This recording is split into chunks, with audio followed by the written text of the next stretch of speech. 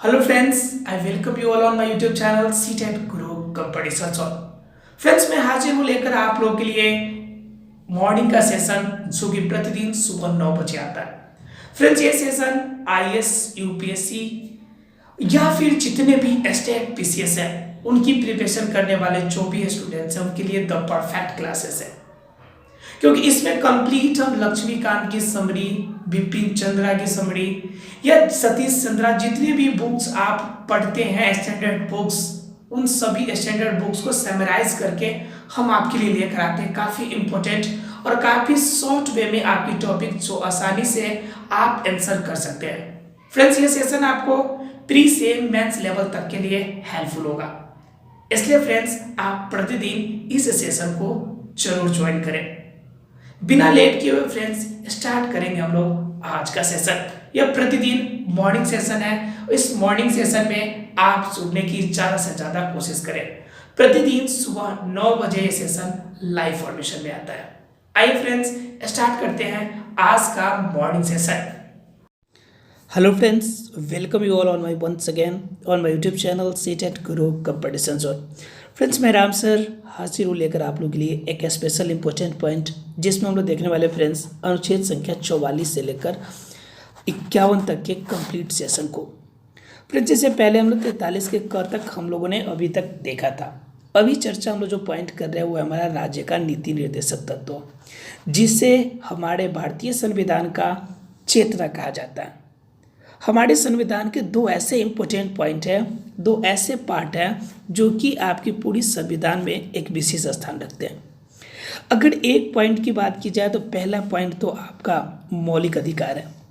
और यह मौलिक अधिकार क्या है? यह मौलिक अधिकार हमारे देश की जो संविधान है उस संविधान की आत्मा कही जाती है। जबकि दूसरा पॉइंट है राज्य का नीति निर्देशक तत्व, जिसे हम अपने संविधान की चेतना कहते हैं। तो समझ सकते हैं कि दोनों पॉइंट कितने इम्पोर्टेंट हैं। और एग्जाम में मस्ट ऑफ क्वेश्चन अगर आता है तो इसी दोनों के अनुच्छेद से आता है। अर्थात कह सकते हैं कि मौलिक अधिकार और राज्य के नीति निर्देशक तत्व, ये दोनों इम्पोर्टेंट पॉइंट आपके एग्जाम में अक्सर क्वेश्चन में पूछे जाते हैं। तो फ्रेंड्स, राज्य के नीति निर्देशक तत्व में हमने 43 के क तक देखा था, जिसमें हमने देखा था कि उद्योगों को प्रबंध करने, कर्मकारों को जितने कर्म काम करेंगे उसके अकॉर्डिंग उसे पैसे का निर्वाह करने, इन सभी के बारे में अभी तक हम लोगों ने देखा था। इसमें लाइव चैट में एक क्वेश्चन आया हुआ था लास्ट टाइम में कि क्या मौलिक अधिकार और साथ ही साथ आपका जो नीति निर्देशक तत्व है इनमें अंतर क्या है, आखिर हम कैसे पहचानेंगे कि ये दोनों में भिन्नता है, इनके बारे में। तो आज के स्टार्टअप हम लोग करेंगे उसी पॉइंट से। आज का सेशन काफ़ी ज़्यादा इम्पोर्टेंट है, इसलिए प्लीज़ आप इस सेशन में कंटिन्यू बने रहें। आइए फ्रेंड्स, बिना लेट किए हुए स्टार्ट करेंगे आज का सेशन। देखते हैं फ्रेंड्स आज के सेशन में क्या कहता है। आज के सेशन में जो पहली पॉइंट कहता है मौलिक अधिकार की नीति निर्देशक तत्व से भिन्नता क्या है, अर्थात कि किस प्रकार मौलिक अधिकार नीति निर्देशक तत्व से भिन्न है। तो पहली पॉइंट कहता है फ्रेंड्स कि मौलिक अधिकार राज्य के नकारात्मक भूमिका का वर्णन करता है। अब यह ध्यान रखिएगा कि नकारात्मक भूमिका का वर्णन करने का मतलब कि मौलिक अधिकार प्रति इंडिविजुअल व्यक्ति को देता है। ध्यान रखिएगा जरा सा कि मौलिक अधिकार जो है प्रति इंडिविजुअल व्यक्ति को मिलता है, अर्थात कि देश के अर्थ एक सिटीजन को मिलता है, एक नागरिक को मिलता है। अब उस नागरिक के आपका पर्सनल अधिकार को कोई राज्य अर्थात कि कोई स्टेट अपने अकॉर्डिंग चेंज करना चाहे तो वह चेंज नहीं हो सकता। तो इसमें क्या हो गया कि इस समय सिटीजन के पास पावर ज़्यादा होता है लेकिन स्टेट के पास पावर कम होता है, इसलिए इसे कहा जाता है कि मौलिक अधिकार राज्य की नकारात्मक भूमिका को करती है। अर्थात नकारात्मक भूमिका मतलब स्टेट के पास पावर, अगर मौलिक अधिकार के मामले में कहा जाए तो इनके पास पावर सिर्फ 0 होता है, तथा राज्य के कुछ विशेष कृत्य करने से रोकते हैं। वही एक तत्व राज्य के सकारात्मक भूमिका दायित्व का वर्णन करता है तथा राज्य से अपेक्षा करता है कि वह जन कल्याण हेतु विशिष्ट प्रयास करे। उसी तरह से अगर आप देखिएगा दूसरी पॉइंट उसमें राज्य की नीति निर्देशक तत्वों में, यह पहली पॉइंट तो आपका निगेटिव हो गई। जबकि नीति निर्देशक तत्व क्या कहता है, ये कह रहा है कि तत्व राज्य की सकारात्मक भूमिका दायित्व का वर्णन करता है। बिल्कुल सही बात है। क्यों करेगा भाई? क्योंकि राज्य नीति निर्देशक तत्व में राज्य जो होता है लीड रोल करता है। वो अपने अकॉर्डिंग अपने अंडर में रहने वाले सभी सिटीजन को वो सारी सुविधाएं देगा जो उनके लिए मोस्ट इम्पोर्टेंट है। साथ ही साथ राज्य से यह भी अपेक्षा की जाती है कि वह क्या करे फ्रेंड्स, कि जन कल्याण हेतु विशिष्ट प्रयास करे। अर्थात क्या, राज्य से यह अपेक्षा होती है कि वह क्या करे, जन कल्याण हेतु विशिष्ट प्रयास करे। अर्थात देखना यह है कि जो सिटीजन उसके अंडर में आते हैं उनके लिए कौन कौन सी सुविधा, अर्थात कि हेल्थ, सामाजिक अर्थात कि सोशल, उसके बाद आपका इकोनॉमिकल कंडीशन, इन सभी में समानता दिख रही है कि नहीं दिख रही है। तो इनके लिए विशिष्ट प्रयास जो होगा जन कल्याण का, वह किसके द्वारा होगा, राज्य के द्वारा होगा। अर्थात कह सकते हैं कि मौलिक अधिकार के पास इंडिविजुअलाइज्ड है। इंडिविजुअलाइज्ड का मतलब हर व्यक्ति के पास अपना अपना राइट है। जबकि आपका क्या है, सेकेंड पॉइंट जो आपका राज्य का नीति निर्देशक तत्व है, वहाँ पर आपका सिटीजन का नहीं बल्कि स्टेट के पास अपना पावर है। और स्टेट चाहेगा कि प्रत्येक सिटीजन के अंदर इकोनॉमिकल कंडीशन में समानता हो, हेल्थ कंडीशन बेहतर हो, और साथ ही साथ सोशल की संभावना जो है लोगों के बीच में काफ़ी बेहतर वे से वर्क करे। तो क्लियर है फ्रेंड्स, पहली पॉइंट अर्थात कि मौलिक अधिकार नकारात्मक भूमिका निभाता है, जबकि राज्य का नीति निर्देशक तत्व राज्य के मामले में सकारात्मक एवं दायित्वपूर्ण भावना को उत्पत्ति करता है। अगर फ्रेंड्स वहीं पे अगर दूसरी पॉइंट की अगर बात करें तो दूसरी पॉइंट हमारा कहता है कि मौलिक अधिकार देश में राजनीतिक जनतंत्र स्थापित करते हैं, वहीं ये तत्व देश में सामाजिक आर्थिक जनतंत्र लाते हैं। क्या कह रहा है, मौलिक अधिकार देश में राजनीतिक जनतंत्र। सीधी सी बात है कि मौलिक अधिकार राजनीतिक जनतंत्र बिल्कुल लाएगा जब एक एक सिटीजन के पास अपना राइट होगा, कि राइट टू वोट, वो वोट कर सकता है, कि देश के किसी भी स्टेट में मूव कर सकता है, देश के कोई भी पार्ट में कोई वर्क कर सकता है।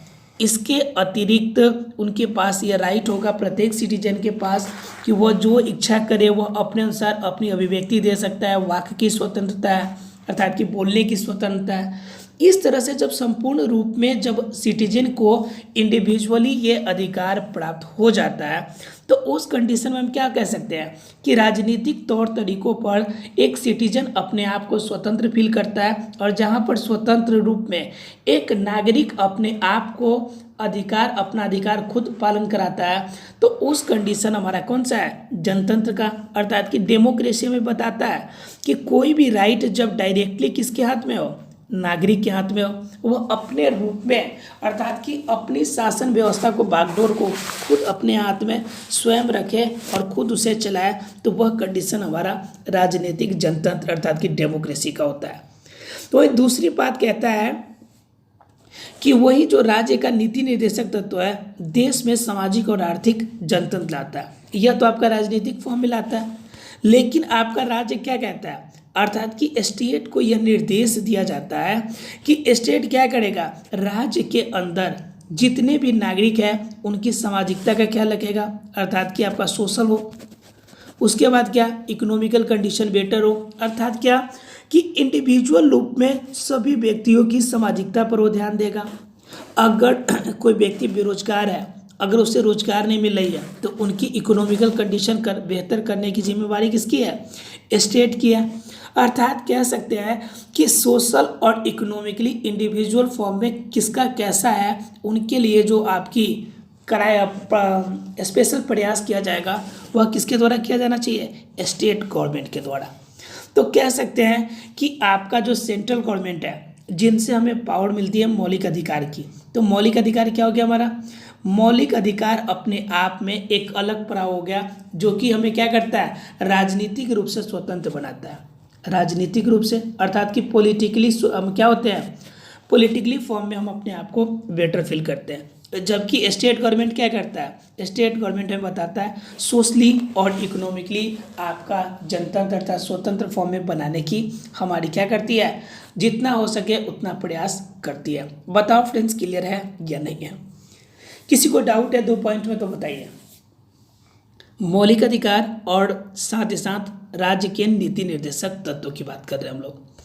अगर तीसरी पॉइंट की अगर फ्रेंड्स बात करें तो मौलिक अधिकार जनता को दिए जा चुके हैं, वही नीति निर्देशक तत्व निर्देशात्मक है जो नए अधिकारों की चर्चा तो करते हैं परंतु वास्तव में यह कुछ होता नहीं है। अब क्या कह रहा है फ्रेंड्स ये लाइन कि मौलिक अधिकार जनता को दिए जा चुके हैं। अब बताइए, ये जरा ध्यान दीजिएगा, जो सिविल राइट्स है, जो अधिकार है, मौलिक अधिकार, जो मौलिक अधिकार है वो तो सभी व्यक्ति को दिया जा चुका है। दिया जा चुका है मतलब क्या, संविधान में ये बात कह दी गई है, कॉन्स्टिट्यूशन में, कि कोई भी व्यक्ति के जो अधिकार है वह उनका अधिकार न तो संशोधित हो सकता है और ना ही समाप्त हो सकता है। तो कॉन्स्टिट्यूशन ने तो क्या कर दिया कि इंडिविजुअल सभी व्यक्ति को यह अधिकार दे चुका है, लेकिन वहीं पे राज्य नीति निर्देशक तत्व कहता है कि यह कोई अधिकार नहीं दिया जा रहा है बल्कि यह एक प्रकार का निर्देश है जो कि सभी राज्य को दिया जाता है ताकि ऐसा कानून किया जाना चाहिए, ऐसा नियम लगाया जाना चाहिए। लेकिन वास्तव में ऐसा हो, ऐसा कुछ नहीं है। अर्थात कि वास्तव में सभी राज्य के नीति निर्देशक तत्वों के अकॉर्डिंग ही प्रॉपरली वर्क करें, ऐसा कुछ है नहीं। अर्थात क्या कि आपका जो राज्य के नीति निर्देशक तत्वों को या राज्य को या कोई भी स्टेट है या कोई भी केंद्र शासित प्रदेश है, उन्हें अधिकार है, उन्हें यह निर्देश दिया जाता है कि आप अपने राज्य में क्या करें, बेरोजगारी को जीरो करें, अर्थात कि रोजगार की बढ़ावा दें, ठीक है, बेरोजगारी की समस्या को दूर करें। राज्य को क्या निर्देश दिया जाता है कि सामाजिक भावना का उद्भव कीजिए, लोगों के बीच में सामाजिक भावना आनी चाहिए, ठीक है। तीसरी बात कहती है इसमें कि भेदभाव नहीं होना चाहिए समाज में। लेकिन क्या है, आजकल की राजनीति की हमारी जो मेन आपकी जो प्रॉब्लम हो गई है वो क्या हो गया, कास्टिसिज्म, जबकि यह राज्य को निर्देश है कि कास्टिसिज्म में भेदभाव की भावना नहीं होनी चाहिए।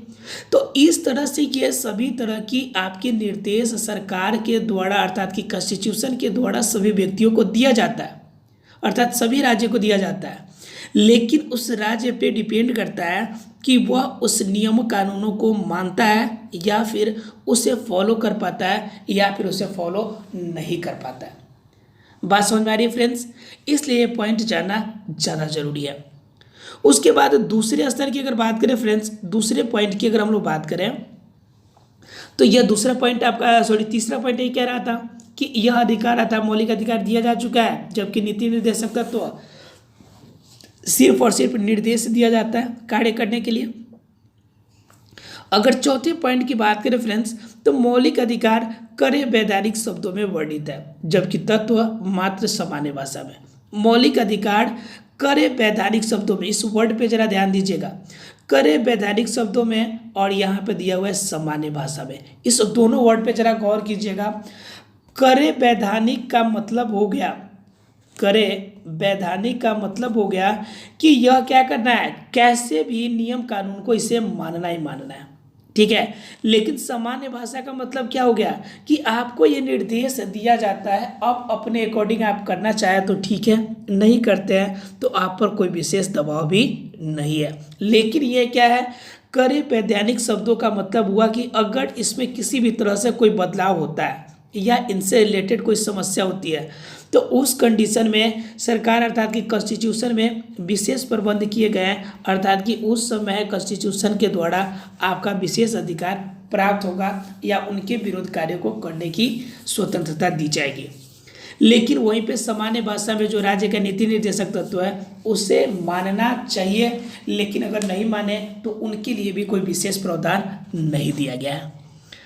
अगर आगे की पॉइंट बात करें फ्रेंड्स तो लास्ट पॉइंट हमारा कहता है, लास्ट पॉइंट अर्थात कि अनुच्छेद आपका 5वां नंबर पॉइंट कहता है कि राज्य के न्यायालय में स्थिति पूर्णतः जो होती है भिन्न होती है, अर्थात कि मौलिक अधिकार का अलग और आपका नीति निर्देशक तत्व का अलग होता है। सबसे महत्वपूर्ण पॉइंट तो आपका 39 का ब और स है। आपके 39 के ब तथा स के बारे में हमने चर्चा पीछे के क्लास में किया हुआ था।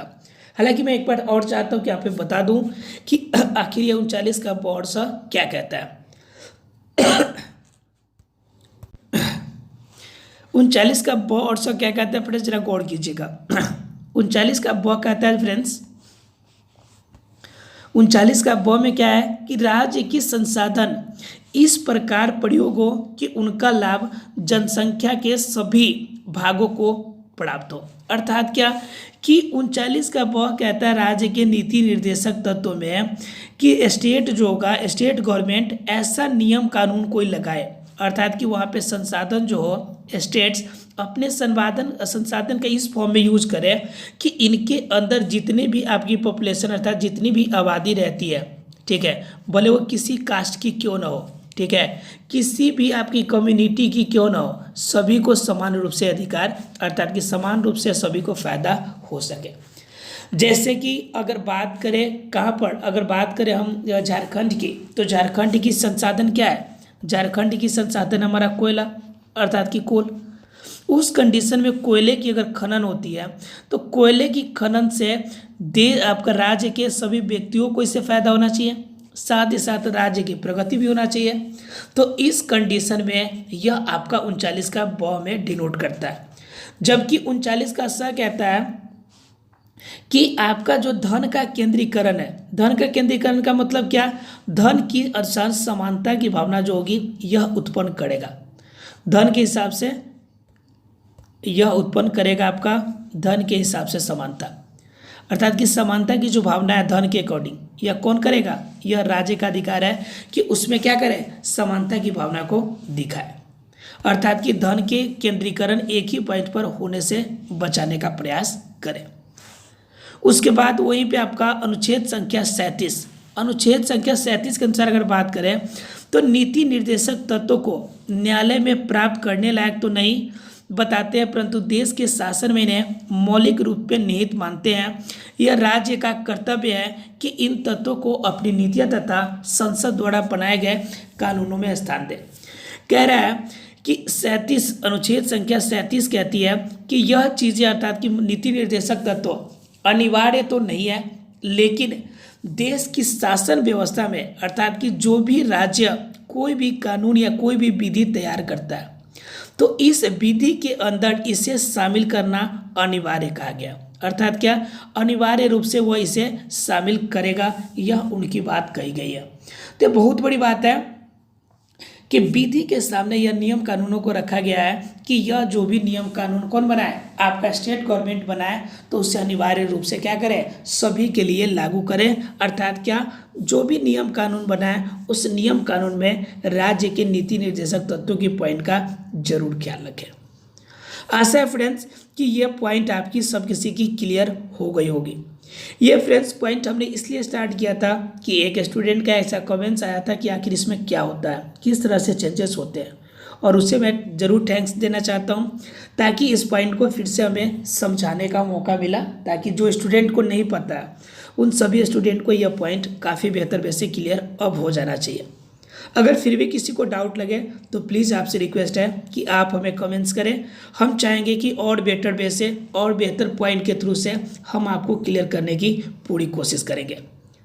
आइए फ्रेंड्स देखते हैं, अब अभी तक हमने अनुच्छेद संख्या 43 के क तक देखा था, अनुच्छेद संख्या 43 के क पॉइंट तक हमने अभी तक देखा था। अब जरा सा बात करने वाले हैं अनुच्छेद संख्या अर्थात कि आर्टिकल 44 के बारे में। देखते हैं फ्रेंड्स आर्टिकल 44 क्या कहता है।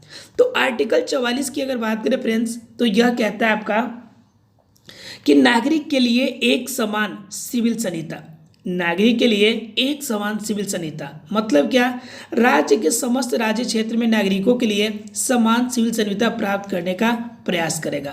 अर्थात कि जो भी नियम कानून है, नियम कानून के अंदर सभी नागरिकों को एक समान नियम कानून का फॉलो करना पड़ेगा। इसके बारे में चर्चा कौन करता है, हमारा अनुच्छेद संख्या 44 करता है। वहीं पे दूसरी पॉइंट इसमें कहता है राज्य इस संविधान के प्रारंभ के से 10 वर्ष की अवधि के भीतर सभी बालकों को 14 वर्ष की आयु पूरी करने तक निःशुल्क और अनिवार्य शिक्षा देने के लिए उपबंध करने का प्रयास करेगा। अर्थात कि जिस समय तैयार हुआ था आपका संविधान मौलिक रूप में, उस समय बात रखा गया था कि 6 से 14 वर्ष के सभी बच्चों को निःशुल्क फॉर्म में, अर्थात कि अनिवार्य रूप में और निःशुल्क, दो बातें कही गई है। इन दोनों बातों पर जरा गौर कीजिएगा। निःशुल्क और प्लस में अनिवार्य। निःशुल्क का मतलब कि कोई सा भी चार्जेज, अर्थात कि पैसे नहीं लिए जाने, और दूसरी चीज़ अनिवार्य का मतलब कि एनी हाउस सभी स्टूडेंट जो भी 6 से 14 वर्ष के बच्चे हैं उसे क्लास लेना ही लेना है, उसे स्कूल जाना ही जाना है, यह हमारा संविधान कहता है। और यह किसे निर्देश देता है? यह निर्देश प्रत्येक राज्य को देता है कि यह राज्य का अधिकार है कि प्लीज़ आप क्या करें, इससे आप फॉलो कराएं कैसे भी। तो समझ सकते हैं कि राज्य का आपका सिविल संहिता जो है वह सभी को समानता दिखाता है कि 6 से 14 वर्ष का बच्चा आपका छोटे कास्ट का हो, बड़े कास्ट का हो, या किसी भी फॉर्म में किसी समुदाय का क्यों ना हो, लेकिन उसे समान रूप में अधिकार, शिक्षा लेने का अधिकार जो है समान रूप में सभी को प्राप्त होगा। क्लियर है फ्रेंड्स? अर्थात कि सिविल संहिता में समानता अनुच्छेद संख्या 44 हमें बताता है। क्लियर है फ्रेंड्स? किसी को भी इस क्वेश्चन पे, अर्थात इस पॉइंट पे डाउट नहीं होना चाहिए। देखते हैं फ्रेंड्स, अगर आगे की बात करें अनुच्छेद संख्या 45, तो यह क्या कहता है? बालकों के लिए निःशुल्क एवं अनिवार्य शिक्षा का उपबंध। इसमें क्या कहता है? राज्य जनता के दुर्बल, यहाँ पे अगर बात करें तो मौलिक अधिकार में यह अधिकार अनुच्छेद संख्या 24 में वर्णित था। ठीक है, याद होगा आप लोगों को। तो अनुच्छेद संख्या 24 में यह मौलिक अधिकार है कि सभी व्यक्तियों को 6 से 14 वर्ष वाले बच्चे को उन्हें क्या मिलना चाहिए? शिक्षा मिलना चाहिए। लेकिन उसी बात को राज्य के को भी निर्देश दिया जाता है कि निःशुल्क और अनिवार्य शिक्षा का पालन कराए, तो वह किस में कराया जाता है? अनुच्छेद संख्या 45 में। यह क्या कहता है कि राज्य जनता के दुर्बल वर्गों की, विशेषतया अनुसूचित जाति, अनुसूचित जनजाति के शिक्षा और अर्थ संबंधी हितों के लिए विशेष सावधानी से अभिवृद्धि करेगा। अर्थात क्या? SC, ST, OBC, इन सभी को क्या करेगा? इन सभी को आपका फॉलो कराने के लिए, इन सभी को आगे बढ़ाने के लिए वह यथासंभव जितना हो सके प्रयास करेगा। ठीक है, मतलब क्या हो गया कि कहने का मतलब ये हो गया कि यहाँ पर आपको SC, ST के लिए विशेष छूट देकर या किसी भी रूप में उनकी जो जाति ज़्यादा दबी हुई है उनका उत्थान करने के लिए स्पेशल रूप से जो गवर्नमेंट है वह प्रयास करे। उसके बाद दूसरी बात इसी में कहता है कि सामाजिक अन्याय, सभी प्रकार के शोषण से उनकी संरक्षण करेगा। सही बात है कि सामाजिक जो अन्याय होती है, जो देश के अंदर या फिर किसी राज्य के अंदर जो सामाजिक भेदभाव माना जाता है, कास्टिसिज्म की भावना या किसी अन्य रूप में भावना के भेदभाव किया जाता है, या किसी खास जाति का, किसी खास समुदाय का शोषण किया जाता है, तो उनसे संरक्षण करने का अधिकार किसके पास होता है? इनसे संरक्षण करने का अधिकार राज्य को निर्देश दिया जाता है। अर्थात कि राज्य को कहा जाता है कि आपको उनके शोषण और उनके अन्याय के लिए आपको संरक्षण जो होगा पूर्ण रूप से प्रदान करना पड़ेगा। समझ सकते हैं फ्रेंड्स? 45 अनुच्छेद संख्या 45 कहता है कि बालकों को निःशुल्क एवं अनिवार्य शिक्षा का उपबंध रखा जाए, उसमें खास तौर से SC, ST वर्ग के बच्चों को एवं समाज के दलित जो वर्ग है उन दलित वर्गों पर विशेष ध्यान दिया जाए। क्लियर है फ्रेंड्स? जबकि यह मौलिक अधिकार में अनुच्छेद संख्या 24 में वर्णित किया है, जिस बारे में हम चर्चा आप लोग से कर चुके हैं। क्लियर है फ्रेंड्स? किसी को अगर डाउट हो तो प्लीज़ आप लाइव चैट में कमेंट्स करें या फिर कमेंट सेक्शन में जरूर कमेंट्स करें। देखते हैं फ्रेंड्स अगली पॉइंट की, अर्थात अनुच्छेद संख्या 46 की अगर बात करें हम लोग, तो अनुच्छेद संख्या 46 क्या कहता है? अनुच्छेद संख्या 46 में कहता है कि अनुसूचित जातियाँ, अनुसूचित जनजातियाँ, अर्थात कि शॉर्ट में कह ले तो SC, ST, राइट, जातियाँ अन्य दुर्बल वर्ग यानी जितने भी दलित वर्ग हैं को शिक्षा एवं अर्थ संबंधी हितों की अभिवृद्धि करें। अभी 45 में भी यही बात कर रहा था कि 6 से 14 वर्ष के लिए अनिवार्य रूप से ध्यान रखना है। अब क्या कह रहा है? बाकी आपका शिक्षा एवं अन्य अर्थ संबंधी, अर्थात कि आर्थिक स्थिति को भी मजबूत करने के लिए पूर्ण प्रयास करना चाहिए। अर्थात क्या, राज्य जनता के दुर्बल वर्गों के, विशेषतया अनुसूचित जाति अनुसूचित जनजातियों के शिक्षा और अर्थ संबंधी हितों का विशेष प्रावधान करे। अर्थात क्या, अर्थ संबंधी मतलब आर्थिक भावना को स्पेशली ध्यान देना है कि कैसे उनकी आर्थिक स्थिति बेहतर हो सकती है। समाज के अन्य वर्गों के समतुल्य बनने के लिए उन्हें कौन कौन से प्रयास किए जाने चाहिए, इसलिए वह उस अनुसार कार्य करेगा। और सबसे अधिक अगर मान लीजिए बात करें अनुसूचित जनजाति की, जाति और जनजाति की, तो वह आपका मेनली झारखंड में पाई जाती है। और वहाँ पे बहुत सारे ऐसे नियम कानून लगे हैं जो नियम कानून उनके उत्थान के लिए परफेक्ट माने जाते हैं। आपका वहाँ पे जितने भी नियम कानून लगे हैं अपने आप में काफ़ी बेहतर कानून लगे हैं, और यही आपका अनुच्छेद संख्या 46 कहती भी है। उसके बाद अगर बात करें दूसरा, तो यह कहता है सामाजिक अन्याय और सभी प्रकार के शोषण से उनकी संरक्षण करें। अर्थात कि सामाजिक अन्याय से एवं सभी प्रकार के शोषण से उनकी संरक्षण करने के अधिकार भी किसे कहता है, वह राज्य के हाथ में देता है। अर्थात राज्य को निर्देश देता है कि सामाजिक अन्याय से एवं शोषित वर्गों को शोषण से बचाने का अधिकार आपका है, अर्थात कि राज्य का है। क्लियर है फ्रेंड्स? सब किसी को डाउट नहीं है? किसी भी स्टूडेंट को कोई डाउट नहीं होना चाहिए अभी तक? अगर डाउट है फ्रेंड्स तो जरा देख लीजिए अनुच्छेद संख्या 47। यह क्या करता है, पोषाहार स्तर, जीवन स्तर को ऊंचा करने तथा लोक स्वास्थ्य सुधार करने का राज्य का कर्तव्य है। अर्थात क्या, यह कहता है, निर्देश देता है कि राज्य का यह कर्तव्य है कि पोषाहार पे विशेष ध्यान दे। अर्थात कि कोई भी गरीब बच्चा या कोई भी बच्चा आपका पोषाहार के कारण वह आपका कुपोषित न हो जाए, इसलिए आंगनबाड़ी के लेवल पर या फिर छोटे छोटे आपके जो प्राथमिक लेवल पर जो विद्यालय हैं उन विद्यालय में स्पेशली पोषाहार के लिए उपयुक्त न्यूट्रिएंट्स वाले मटेरियल्स को प्रोवाइड किया जाता है। दूसरी नंबर बात कहता है जीवन स्तर को बेहतर करने की। जीवन स्तर बेहतर होगा जब शिक्षा का स्तर बेहतर होगा, उससे रोजगार प्राप्त होगा, ऑब्वियसली सी बात है कि जीवन स्तर भी उनका बेहतर हो जाएगा। उसके बाद स्वास्थ्य पर, अर्थात कि अगर किसी बच्चे को स्वास्थ्य के कोई कम समस्या है तो इन स्वास्थ्य की समस्याओं को भी दूर करने की उपयुक्त आपका जितने भी स्वास्थ्य कर्मी हैं या फिर जितने भी हॉस्पिटल है उनका उपयुक्त प्रबंध और उनमें सुधार करने का जो कर्तव्य है वह किसका कर्तव्य है, वह राज्य का, अर्थात कि स्टेट गवर्नमेंट का यह कर्तव्य माना जाता है। देखते हैं फ्रेंड्स इसमें कौन कौन सी पॉइंट कहता है। इसमें कहता है राज्य अपने लोगों का कहने का मतलब जो सिटीजन उसके अंडर में आता है, जो सिटीजन उसके राज्य क्षेत्र के अंतर्गत आते हैं उन्हें कहा जाता है अपने लोगों। अपने लोगों के पोषाहार स्तर और जीवन स्तर को ऊंचा करने और लोक स्वास्थ्य के सुधार को अपने प्राथमिक कर्तव्य में मानेगा। अर्थात क्या, उनकी यह प्राथमिक कर्तव्य यानी कि फर्स्ट प्रायोरिटी ये होना चाहिए कि जो भी बच्चे उनके अंडर में आते हैं उनका पोषाहार का उपयुक्त जो अवेलेबिलिटी है उससे पूरा कराना। दूसरे नंबर आपके जीवन के स्तर को बेहतर करने के लिए उपयुक्त शिक्षा एवं रोजगार का व्यवस्था करना।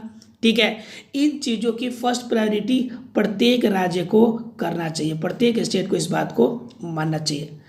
दूसरा नंबर चीज, राज्य विशेषतया मादक पेयों एवं स्वास्थ्य के लिए हानिकर औषधियों के एवं औषधि प्रियजनों से भिन्न उपभोग को प्रतिषेध करने का प्रयास करेगा। अर्थात क्या, जो भी मटेरियल आपका नशा या मद से रिलेटेड होता है उन्हें जितना ज़्यादा हो सके कम से कम अपने राज्यों में चलाएं तो वह ज़्यादा बेहतर होगा। जैसे बिहार ने अभी शराबबंदी कर दी है, तो शराबबंदी क्या हो गया, यह आपका मादक पेय पदार्थ हो गया, तो यह शारीरिक रूप से या फिर मानसिक रूप से स्वास्थ्यिक रूप से किसी भी रूप में हानिकारक है। और इन हानि से बचाने के लिए उन्होंने क्या किया, यह पहला प्रयास किया कि वो क्या करें कि देश राज्य के अंदर शराब की बिक्री को समाप्त कर दिया, बंद कर दिया। तो इस प्रकार के जो अधिकार है यह किसके पास उपस्थित है, राज्य के पास उपस्थित है कि वह अपने अधिकारों का प्रयोग करके स्पेशली अपने राज्यों में उन पदार्थों का आपका क्रय विक्रय को बंद कर सकता है। अर्थात कि अगर कोई राज्य चाहे तो वह अपने राज्य के अंदर उन चीज़ों को बंद कर सकता है। बताओ फ्रेंड्स, क्लियर है कि नहीं है? किसी को डाउट है इसमें तो बोलिए। किसी स्टूडेंट को इस पॉइंट में अगर डाउट लगता है तो बता सकता है। किसी को डाउट नहीं है? चलिए फ्रेंड्स, अगर डाउट नहीं है किसी को तो देखते हैं हम लोग अगली पॉइंट, अर्थात कि अनुच्छेद संख्या 48। अनुच्छेद संख्या 48 कहती है फ्रेंड्स कि कृषि और पशुपालन का संगठन, अर्थात क्या, कृषि और पशुपालन का संगठन। इसमें क्या है कि राज्य कृषि और पशुपालन को आधुनिक और वैज्ञानिक प्रणालियों से संगठित करने का प्रयास करेगा। अभी बिहार के अंदर इलेक्शन चल रहा है, इलेक्शन की प्रावधान किए गए हैं, अर्थात कि पहले चरण की चुनाव कल से शुरू होने वाली है, सॉरी आज से 28 है ना आज, तो आज से स्टार्ट होगी। तो इस कंडीशन में क्या है फ्रेंड्स कि इनसे पहले इन्होंने कृषि और पशुपालन के लिए काफ़ी ज़्यादा लोन प्रोवाइड करने की बात करी थी, अर्थात कि लोन की दर काफ़ी कम करके आपका सामान्य रूप से कृषि और पशुपालन करने वाले व्यक्तियों को आसानी से लोन प्रोवाइड करने की बात कही थी। तो इसमें क्या कहा रहा है कि कृषि और पशुपालन को और आधुनिक और वैज्ञानिक प्रणाली से करने के लिए जितना ज़्यादा हो सके, जिस रूप में भी हो सके, उससे प्रयास करना चाहिए। किससे प्रयास करना चाहिए? जो देश के हमारे क्या है, देश के जो राज्य हैं वह राज्य अपने लेवल के अनुसार उस पर प्रयास करें कि किसी भी फॉर्म में देश के अंदर ऐसा कैसा हो कि देश के अंदर कृषि और पशुपालन का क्षेत्र और ज़्यादा बेहतर वैसे वर्क करे। विशेषतया कह रहा है गाय, बछड़ा तथा अन्य दुधारू वाहक पशुओं के नस्लों के परीक्षण और सुधार के लिए उनके क्या किया जाए, उनके वध एवं प्रतिषेध करने के लिए कदम उठाएगा। पहला नंबर चीज़ कि गाय और बछड़े एवं दुधारू वाहक को ज़्यादा से ज़्यादा प्रमोट करेगा, अर्थात कि उनके विकास के लिए एवं उनके पशुपालन के लिए उचित व्यवस्था करेगा। और दूसरी तरफ वध पर प्रतिषेध करेगा, अर्थात कि जानवरों को मृत्यु करके, अर्थात कि मारकर, अर्थात कि उनके मीट की पालन करना, अर्थात कि इन चीज़ों को प्रतिषेध करने की पूरी कोशिश करेगा। अर्थात कि यह दोनों अधिकार है कि गवर्नमेंट क्या करना चाहिए, स्टेट गवर्नमेंट के पास यह आपका कर्तव्य बनता है उनकी कि वो किसी भी फॉर्म में उनके क्षेत्र में पाए जाने वाले सभी नागरिकों के जो भी आपका कृषि और पशुपालन से रिलेटेड बात है उन बातों पर पूर्ण रूप से उनकी केयर होनी चाहिए। क्लियर फ्रेंड्स है किसी को? अगर क्लियर है तो देखेंगे हम लोग अनुच्छेद संख्या 48 के क को। यह क्या कहता है हमारा 48 का क? पर्यावरण का संरक्षण तथा संवर्धन और वन एवं वन्य जीवों की रक्षा करना किसका कर्तव्य है? पहला ड्यूटी, फर्स्ट ड्यूटी जो होती है वह स्टेट की होती है। क्या है? राज्य देश के पर्यावरण के संरक्षण तथा संवर्धन का, वन तथा वन्य जीवों के रक्षा करने का प्रयास करेगा। अर्थात क्या, जिस राज्य में कोई भी आपका वन्य जीव, आपका वन्य अभ्यारण्य उपस्थित है, अर्थात कि कोई भी आपका नेशनल पार्क या कोई भी पार्क इस रूप में जहाँ पे आपका वन जीवों को या वन को रखा गया है, तो उस कैटेगरी में सबसे पहले अनुपालन करना, अर्थात को उसको सही ढंग से पालन कराना किसकी जिम्मेवारी है? राज्य सरकार की। ठीक है। उसके बाद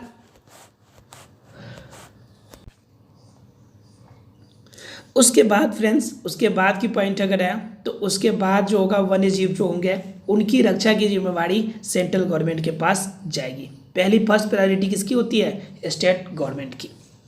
फ्रेंड्स आज तक की पॉइंट 48 का तक ही रहने देते हैं।